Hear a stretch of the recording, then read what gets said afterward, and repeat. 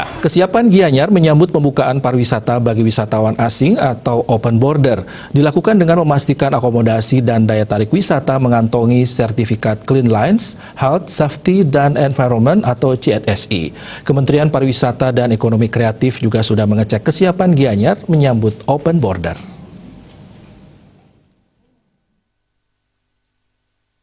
Kadis Parda Gianyar Ana Agung Gede Putrawan mengatakan tim dari Kementerian Pariwisata sudah mengecek kesiapan Gianyar menyambut open border.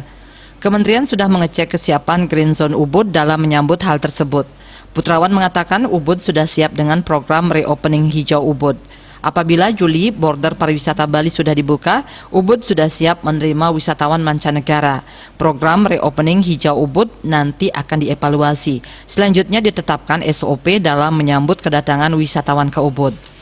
Terkait reopening hijau Ubud, Pemkab Gianyar sudah mewajibkan seluruh daya tarik wisata dan akomodasi, mulai hotel bintang sampai homestay, menerapkan dan mengantongi sertifikat CSSI. Penerapan CSSI ini menjadi bagian kesiapan Ubud untuk menerima kedatangan wisatawan mancanegara.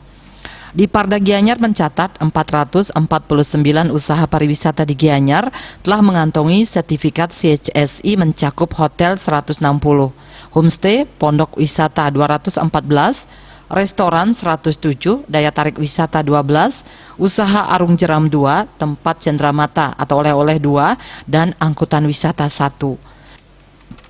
Ana Agung Gede Putrawan menambahkan 449 usaha pariwisata ini mengantongi CSSI IdoCare dari Kementerian Pariwisata. Seiring dibukanya Ubud, Gianyar juga sudah mempersiapkan aplikasi tracing oleh Dinas Kominfo Kabupaten Gianyar. Ketika pemerintah pusat membuka border pariwisata, Dinas Kominfo siap mengaktifkan aplikasi tracing di 6 titik posko atau pintu masuk di Ubud. Wirnaya Bali Pos melaporkan.